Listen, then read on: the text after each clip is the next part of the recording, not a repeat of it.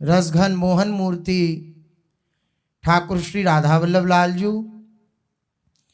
अनंतानंत सखियों की प्राण सजीवन मूरी श्री लाडली जू एवं इन युगल स्वरूपों को हृदय में नित्य नवीन रूप से दुलार करने वाले श्री सद्गुरुदेव भगवान के श्री चरणों में दंडवत प्रणाम है। जिस किसी भाग्यशाली उपासक के हृदय में श्री प्रियाजू के प्रति, श्री लाडलीजू के प्रति, श्री स्वामिनीजू के प्रति आसक्ति जागृत हो गई है या धीरे धीरे सनई सनई हो रही है, उससे भाग्यशाली इस संसार में और कोई नहीं हो सकता, क्योंकि उसने सार की सार बात को पकड़ लिया है। श्री राधा नाम, श्री राधा रूप, श्री राधा आश्रय, श्री लाडलीजू का भरोसा, ये सार की सार बात है। सारे संसार, त्रिलोकी, वैभव, ऐश्वर्य, ज्ञान, वैराग्य, इन सब का सार है श्री कृष्ण। इन सब का सार है। सबकी आकांक्षा रहती है कि हमें श्री कृष्ण का दर्शन हो, लेकिन इनकी भी सार अर्थात श्री कृष्ण की भी सार श्री लाडलीजू महाराज हैं। जिनको इनका आश्रय मिल गया, श्री लाडलीजू का आश्रय मिल गया, उसने सार की सार वस्तु का आश्रय ले लिया है। अब वह बेपरवाह हो जाए, निश्चिंत हो जाए, आनंदित हो जाए, क्योंकि वह अब निहाल हो चुका है। होगा नहीं, निहाल हो चुका है। बोले हमें तो अनुभव में नहीं आता कि हम निहाल हो गए, हमें तो अनुभव में नहीं आता कि हमारे हृदय में कोई उत्साह हो। तो उसका कारण केवल इतना ही है कि हम श्री जी के प्रकट में शरणागत तो हो गए हैं, लेकिन अंतर से नहीं हुए हैं, अंदर से नहीं हुए हैं। बाकी आपको अगर हृदय की बात कही जाए, सूक्ष्म बात कही जाए, या आप सब अपने हृदय में इस बात को देख सकते हैं कि झूठे को मुख से कहा हुआ कि मैं लाडलीजू आपका हूं, ये बात भी कितना आनंद प्रदान करती है। इस बात का भी निर्वाह श्री लाडलीजू कितना करती हैं। झूठे का जो हमने कह दिया है कि लाडलीजू मैं आपका हूं, आपके सिवा हमारा कोई नहीं है, इस झूठी बात का भी निर्वाह हमारी श्री स्वामिनीजू करती हैं। उनका स्वभाव है, न कहूँ न रिस कहूँ भूले हूँ न होत सखी, रहत प्रसन्न सदा ये मुख हासी है। हृदय से सदा प्रसन्न रहती हैं हमारी लाडलीजू। आप कहेंगे कि झूठे को श्री जी ने स्वीकार कर लिया, इसका क्या प्रमाण है? हमें वृंदावन वास दे दिया। श्री राधिका कृपा बिनु सबके मनन अगम्य, अगम्य है, कोई मन से भी नहीं सोच सकता। ऐसे भी लोगों के दर्शन पूर्व में किए हैं संसार में कि अगर वृंदावन वृंदावन वृंदावन उनके सामने उच्चारण कर दो तो वह ये कहते हैं ये क्या है, ये आप क्यों बोल रहे हैं, इससे क्या होगा, इसका अर्थ क्या हुआ? लाडलीजू की कृपा नहीं हुई। कृपा नहीं हुई, इसका अर्थ क्या है? मन से भी वृंदावन की महिमा का प्रकाश नहीं हो रहा। मन स्वीकार ही नहीं कर रहा कि वृंदावन की ऐसी महिमा है। अन्यथा महापुरुषों का कथन है, वृंदावन वृंदा कहे तो दुरित वृंद दुर जाए। वृंदावन वृंदावन वृंदावन ऐसा अगर कोई कहता है अपनी जिह्वा से, तो उसके जितने भी अशुभ हैं वे सब नष्ट हो जाते हैं और प्रेम देश में उसका प्रवेश हो जाता है। केवल जो मुख से वृंदावन वृंदावन वृंदावन ऐसा रटन करता रहता है, इस महिमा को वे नहीं समझ सकते जिन पर लाडलीजू की कृपा नहीं है। या लाडलीजू की कृपा किसके ऊपर होती है? बोले रसिकन संग फेरो दिन राती। जिन पर रसिकों की कृपा हो जाती है, रसिकों का आश्रय मिल जाता है, लाडलीजू की सखियों का आश्रय मिल जाता है, उनको अनुभव में आता है कि वृंदावन की क्या महिमा है। उनको अनुभव में आता है लाडलीजू की कृपा की क्या महिमा है। अन्यथा शिव विरंच का मोहई, शिव श्रीपति यद्यपि ललचाही, मन प्रवेश तिनहु को नाही। यारस को तवही अधिकारी, कृपा करें जब राधा प्यारी, और कृपा लाडली तवही करें जब श्री हरिवंश सुकर सिर धरें। जब महाप्रभु श्री हरिवंश चंद्रजू अर्थात लाडलीजू की सखियां ये कृपा करती हैं, तब ही श्री वृंदावन के वैभव का प्रकाश होता है, वृंदावन के वैभव का उदय होता है, वृंदावन के वैभव का अनुभव होता है लाडली जी जब कृपा करती हैं। इसलिए अत्यंत कृपामयी सरकार का अगर आश्रय मिल गया है तो फिर बात बन गई। एक बहुत बड़े महापुरुष का पद है, राधे अधाधुंद सरकार। लाडली जो हैं और लाडली जी का जो दरबार है, बोले कोई थोड़ी बहुत कृपा करता है, कोई क्षणाक भर कृपा करता है, कोई और थोड़ी ज्यादा कृपा कर देता है, लेकिन हमारी लाडली जी तो अंधाधुंध कृपा करती हैं। मतलब जैसे वर्षा हो, एकदम मूसलाधार वर्षा जिसे कहते हैं, ऐसी वर्षा कृपा की करती हैं हमारी श्री लाडली जी। इसलिए हमारी लाडली जी का आश्रय जिसे प्राप्त हो गया है वो जीत गया। अरे इनकी कृपा को बड़े बड़े लोग आकांक्षा रखते हैं अपने हृदय में कि इनकी कृपा मिल जाए। महापुरुषजन कह रहे हैं, जाकी कृपा शुक ज्ञानी भये, अतिदानी जो ध्यानी भये त्रिपुरारी। जाकी कृपा विधि वेद रचे, भय व्यास पुराणन के अधिकारी। जाकी कृपा ते त्रिलोक धनी, सुकहावत श्री ब्रज चंद बिहारी। लोक घटाते हटी को बचाओ, कृपा कर श्री वृषभानु दुलारी। लोक घटाते हटी को बचाओ, कृपा कर श्री वृषभानु दुलारी। जाकी कृपा शुक ज्ञानी भये। सुखदेव जी के हृदय में भी जिनकी कृपा से ज्ञान स्फुरित हुआ, श्री सुखदेव जी के विषय में आता है, राधा श्रवण मात्रेण मूर्छा षड्माशकी भवेत। श्रीमद् भागवत में एक भी बार श्री लाडली जी का नाम उच्चारण नहीं किया श्री सुखदेव जी महाराज ने। क्यों नहीं किया? तो इसका जो प्रमाण देते हैं वैष्णव आचार्य जन, वे कहते हैं लाडली जी को गुरु स्वरूप में स्वीकार करते हैं और गुरु का नाम नहीं लेना चाहिए सुखदेव जी महाराज। और बड़ा ही अद्भुत श्लोक है। कौन है ये सुखदेव जी? लीला शुकोयम वृषभानुजाया, पवित्र चंचवा प्रिय चुंबनेन। एकांत कोनन्य रहस्य पाठी, गोलोक प्रासाद सदा निवासी। गोलोक प्रासाद सदा निवासी। हमारी गोलोक बिहारिणी जो श्री लाडली जी महाराज हैं, ये उनके बड़े लाड़ दुलार को प्राप्त किए हुए लीला शुक हैं। लीला शुकोयम वृषभानुजाया। वृषभानुजाया, वृषभानु जी की पुत्री वृषभानु कुमारी श्री लाडली जी, उनके ये बड़े ही दुलारे लीला शुक हैं।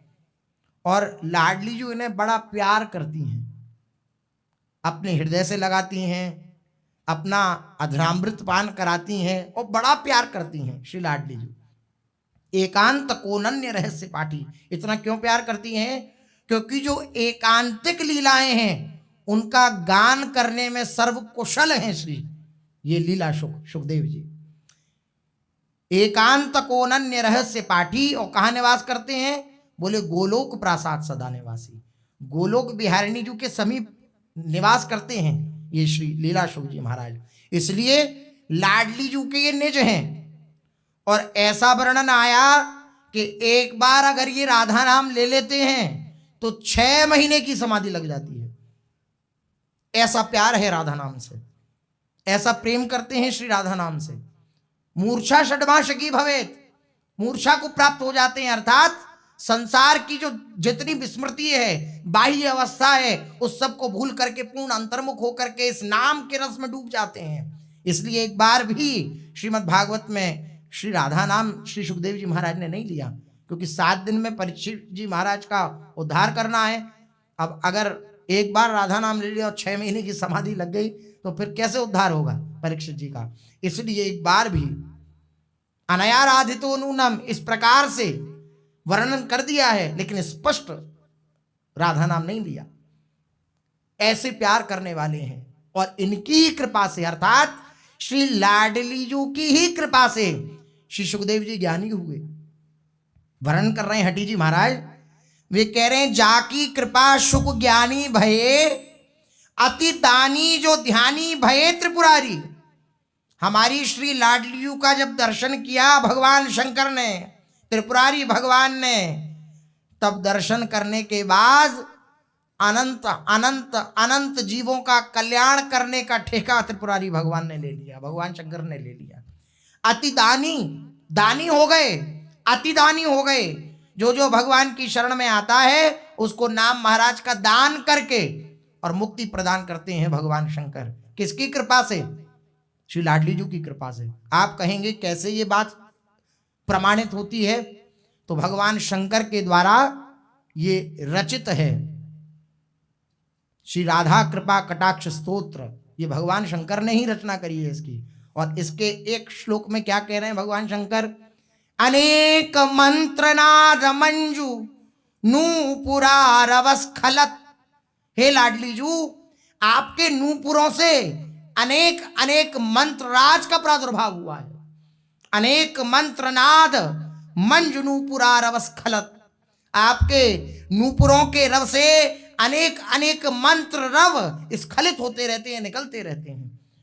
और वह मंत्र जो भगवान शंकर को प्राप्त है, जिसके प्रताप से काशी में भगवान मुक्ति प्रदान करते हैं समस्त जीवों को, वो कहां से प्राप्त हुआ? स्वयं भगवान शंकर के वचन है। आपके चरणों के नूपुरों से मंत्रों का प्रादुर्भाव होता है, आपके चरणों के नूपुरों से। इसलिए जिनकी कृपा से सुखदेव जी ज्ञानी हुए, जिनकी कृपा से अति दानी और अति ध्यानी, ध्यान में निमग्न श्री त्रिपुरारी जी रहने लगे, भगवान शंकर रहने लगे, ये केवल और लाडली जी की कृपा है और किसी की कृपा नहीं। जाकी कृपा विधि वेद रचें भय व्यास पुरातन के अधिकारी।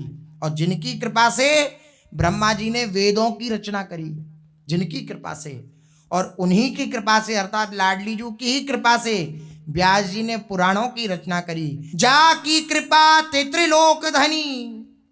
और जिनकी कृपा से ये त्रैलोक्य धनी अर्थात त्रिलोक में सबसे उच्च आसन जिनका है वे श्री कृष्ण भी सुकहावत श्री ब्रजचंद बिहारी।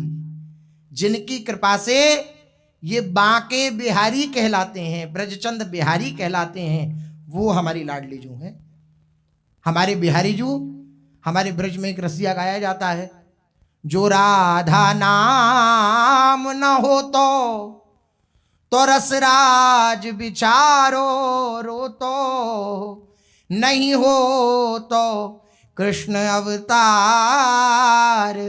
भजे जा राधे राधे राधे सब वेदन को सार भजे जा राधे राधे राधे अलबेली सरकार भजे जा राधे राधे। ये लाडली जू कौन है? बोले अगर ये राधा नाम नहीं होता, राधा प्राकट्य नहीं होता, लाडली जू इस धराधाम पे नहीं आती तो ये रसराज नहीं कहलाते, ये रसराज नहीं कहलाते। हमारे श्री लालजू महाराज, हमारे श्री लालजू महाराज ब्रज में किन लालजू महाराज की अधिक नम्र निवेदन करते हैं सब ब्रजवासी जन? किनकी जय जयकार करते हैं? बोले उन्हीं की जय जयकार करते हैं जो रसघन मोहन मूर्तिम विचित्र केली महोत्सवोल्लसितम राधा चरण विलोडित रुचिर शिखंडम हरिम बंदे।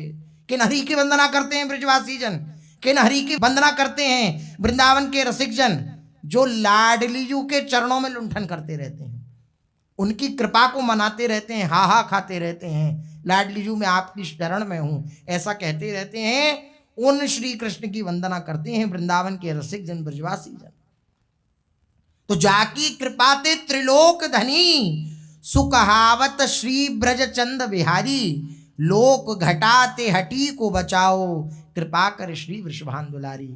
आपकी कृपा सर्वत्र फैली हुई है लाडली जू, और सब पर आपकी कृपा है। आपकी कृपा से सुखदेव जी ज्ञानी हुए, आपकी ही कृपा से भगवान शंकर दानी और ध्यानी हुए, आपकी ही कृपा से ब्रह्मा ने सृष्टि को रचा, आपकी ही कृपा से व्यास जी ने दिव्य भागवत आदि 18 पुराणों की रचना करी। आपकी ही कृपा श्री श्री लालजू महाराज ब्रज के अधीश्वर कहलाए, ब्रजचंद बिहारी कहलाए। इसलिए मैं आपसे ही प्रार्थना करता हूँ। हठी जी महाराज कहते हैं, हे वृषभानुनंदिनी श्री लाडली जू, कृपा कर इस दीन भक्त को सांसारिक प्रपंच से बचाओ। ये केवल आपकी ही शरण में है, आपकी शरण में है, आपका ही आश्रय है और किसी का आश्रय नहीं है। ये दिव्य आश्रय जिसके हृदय में प्रकट हो गया, ये दिव्य आश्रय जिसने हृदय से स्वीकार कर लिया, तो फिर अब इस बल के आगे किसी का बल कार्य नहीं करेगा। इस बल को जिसने धारण कर लिया, श्री जी के बल को, अब कोई उसको भयभीत नहीं कर सकता। जाके बल गर्व भरे, रसिक व्यास ते न डरे, लोक धर्म कर्म धर्म छाणी मुक्ति चारी। जाके बल गर्व भरे, श्री लाडली जू के बल के गर्व में जो भरे हुए हैं, उनका कोई कुछ नहीं बिगाड़ सकता। केवल लाडली जू का आश्रय रहे, लाडली जू का अपनापन रहे, और इसी अपनेपन को, इसी हृदय से आसक्ति हमारी लाडली जू के प्रति बढ़ जाए। इस आसक्ति को देने के लिए ही महाप्रभु श्री हरिवंश चंद्र जी महाराज का अवतार हुआ।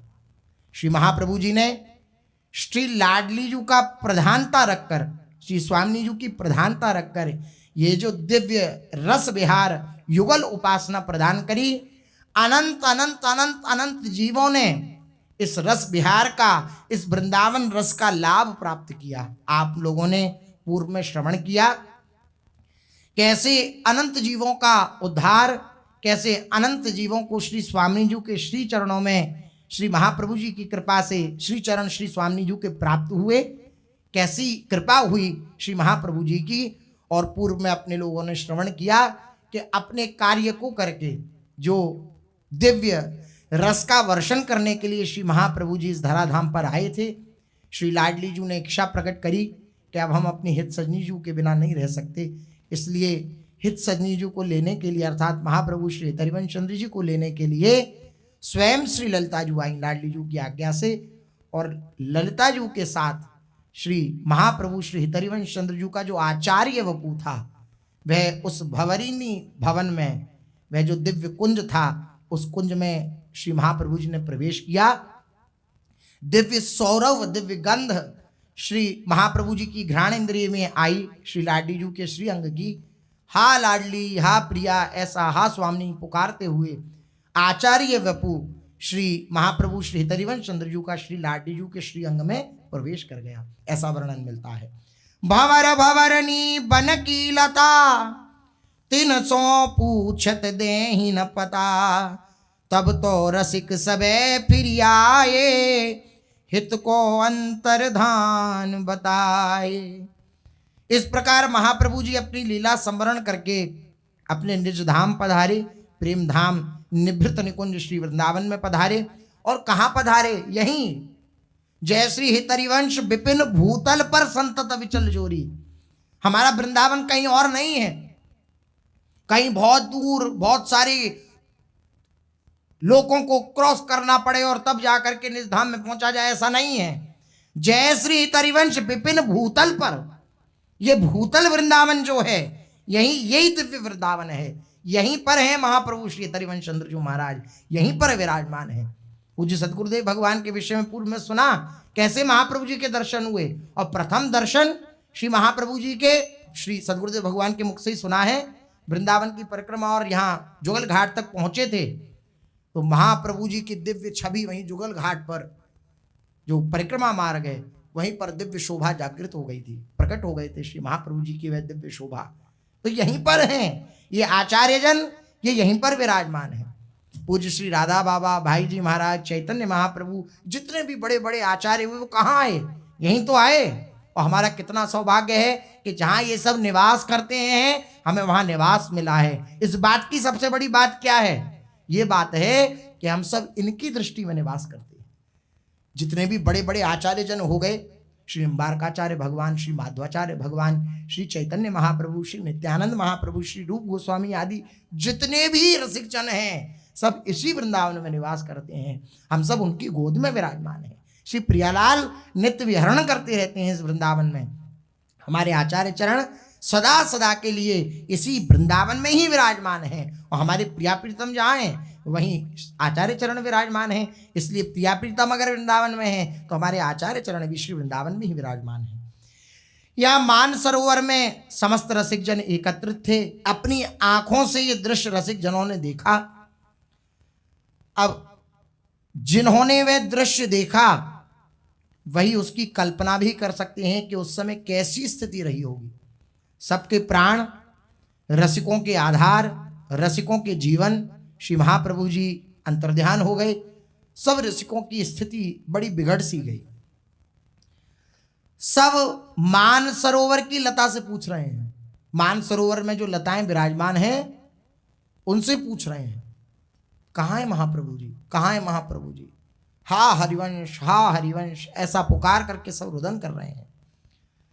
किंतु कहीं हिताचार्य चरण का पता ही नहीं चला। तब सब अत्यंत दुखी होकर वहां से लौटकर वापस आए, क्योंकि सबने देखा, कुंज में प्रवेश किया, अब अंदर क्या लीला हुई ये किसी को नहीं पता। तो सब रसिक जन एक एक करके जा रहे हैं और पूछ रहे हैं लताओं से, हमारे महाप्रभु जी को किसी ने देखा क्या, हमारे महाप्रभु जी का किसी ने दर्शन किया क्या, हमें बतलाओ। लेकिन कहीं पता ही नहीं मिलता। सब व्याकुल हो होकर वापस लौट लौट कर आ रहे हैं। समस्त ब्रज वृंदावन में विराजित रसिक समाज के मध्य ये बात फैल गई कि गोस्वामी श्री हरिवंश महाप्रभु जी अंतर्ध्यान हो गए हैं। उस समय रसिक समाज के हृदय विदारक पीड़ा का कोई वर्णन नहीं कर सकता। यह अत्यंत दुखद समाचार सुनकर सबको अपार दुख हुआ और वे सब मौन हो गए, सब मौन हो गए। केवल उनके नेत्रों से अविरल अश्रुधारा प्रवाहित हो रही थी। श्री नागरीदास जी ने अपने पद प्रसंग माला में इस घटना का उल्लेख किया है। वे कह रहे हैं, श्री गुसाई श्री हरिवंश जू श्री वृंदावन वास करें, रसिक वैष्णवन को सब भांति ऐसे सुख दें, भजनानंद में जो रात दिन जात जान्यो न परे। सो याही बीच एक समय श्री हरिवंश जू ने वृंदावन पायो। अपने जब किसी को वृंदावन की रज प्राप्त होती है, किसी की मृत्यु होती है इस वृंदावन में, तो ऐसा नहीं कहा जाता कि अमुक मर गए, जैसे संसार में नहीं कहा जाता है अमुक मर गए, ऐसा नहीं कहा जाता है वृंदावन में। ये कहा जाता है कि अमुक को वृंदावन की रज प्राप्ति हुई, अमुक को वृंदावन प्राप्त हुआ, ये कहा जाता है। रसिकों की जो शैली है, जो वृंदावन वासियों की पहली है, बोले अमुक को ब्रजरज प्राप्त हो गई, वृंदावन रज प्राप्त हो गई, भाग बढ़ो वृंदावन पायो, ये पद गाया जाता है।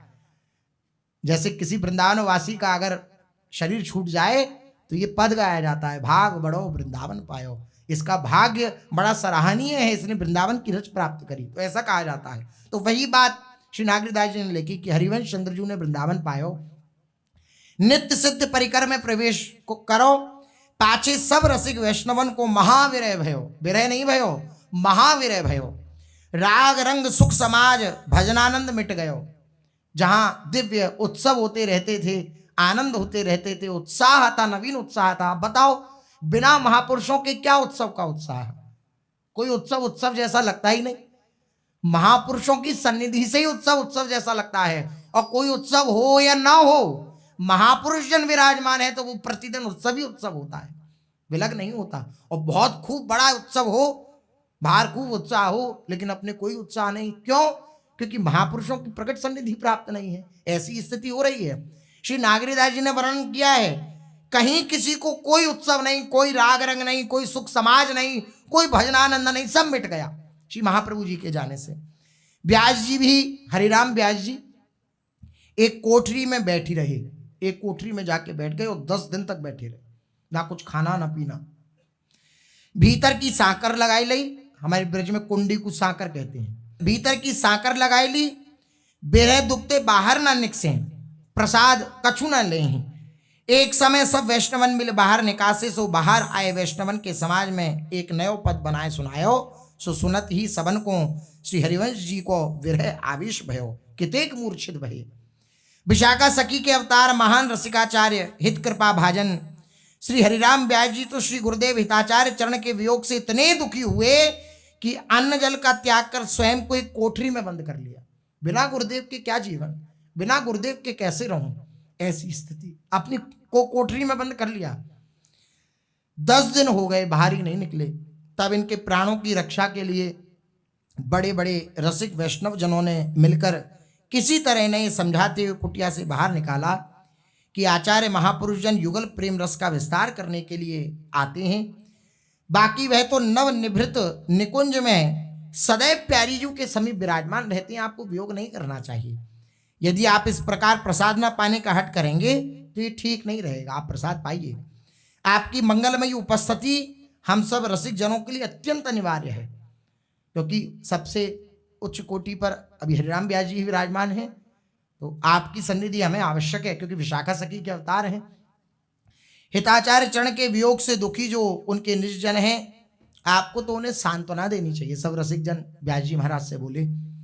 तब हरिराम व्यास जी ने सब रसिक वैष्णवों के सामने अत्यंत दुख में भरकर एक पद गाया। श्री हरिराम व्यास जी बोले, हो तो रस रसिकन को आधार। श्री हरिवंश चंद्र जी रसोपासना और रसिक जनों के आधार थे, अब वह नहीं है। प्रकट में तो ऐसी ही व्याकुलता है, प्रकट में तो दर्शन नहीं हो रहा। जिन्होंने प्रकट सन्निधि प्राप्त करी, दिन रात उनके साथ रहे, उनके लिए तो ये कितना बड़ा दुख का, पीड़ा का विषय है कि अब जिनकी सन्निधि में हम सदा समीप रहे, सदा उनकी सेवा में उपस्थित रहे, अब वो हमारे सामने नहीं है। हो तो रस रसिकन को आधार, बिनु हरिवंशई सरस रीति को, कापे चली है भार। हो तो रस रसिकन को आधार, को राधा दुलरावे गावे, वचन सुनावे चारु, वृंदावन की सहज माधुरी, कही है कौन उदार। पद रचना अब कापे हुए, नीरस भयो संसार, बड़ो अभाग अनन्य सभा को, उठी गो ठाट श्रृंगार। जिन बिनु दिन छिन सतयुग बीतत, सहज रूप आगार। व्यास एक कुल कुमुद बंधु बिनु, उड़गन झूठो थार। हो तो रस रसिकन को आधार। श्री महाप्रभु जी के बिना अब इस उपासना का भार कौन वहन करेगा, क्योंकि ये जो दिव्य उपासना है सिंहिन को चीर, ये सिंघनी के दूध के समान है। कौन इसका भार वहन करेगा, कौन इसको प्रदान करेगा, कौन सहज में प्रियालाल की दिव्य आसक्ति एक साधारण जीव के हृदय में भी प्रकट करेगा, कौन ऐसा होगा।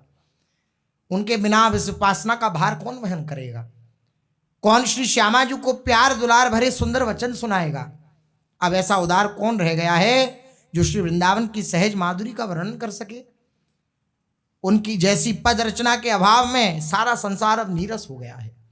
अनन्य रसिकों की सभा के लिए ये बड़े दुर्भाग्य की बात है, क्योंकि उनके चले जाने से ये सभा सुहाग भाग विहीन हो चुकी है। जैसे किसी सुहागवती स्त्री का सुहाग छीन लिया जाए तो विधवा ही हो जाती है, ऐसा ही रसिकों का सुहाग थे श्री हरिवंश चंद्र जी। रसिक जनों के बीच में से श्री महाप्रभु जी अंतर्हित हो गए तो ऐसा प्रतीत होता है मानो सब उजड़ गया हो, ऐसा प्रतीत होता है। उनके बिना मेरा तो एक एक क्षण 100 युगों के समान व्यतीत हो रहा है। व्यास जी महाराज कह रहे हैं, जिन बिनु दिन छिन सतयुग बीतत। एक क्षण भी 100 युगों के समान, सतयुग सत माने 100 युगों के समान एक क्षण व्यतीत होता है मेरा। एक चंद्रमा के बिना तारों से भरा हुआ आकाश तेजहीन हो गया है। बहुत से तारे हैं, ब्रजमंडल रसिकों का खेत है, लेकिन जैसे तारे बहुत सारे हों लेकिन चंद्रमा ना हो तो तारे भी विहीन दिखते हैं। जो प्रकाश है उस प्रकाश से विहीन दिखते हैं। इसलिए ये सब तारे तो विराजमान हैं लेकिन चंद्रमा अंतर्हित हो गए। इस प्रकार हिताचार्य का निकुंज गमन रसिक समाज के लिए हृदय विदारक एवं अत्यंत दुखद घटना थी।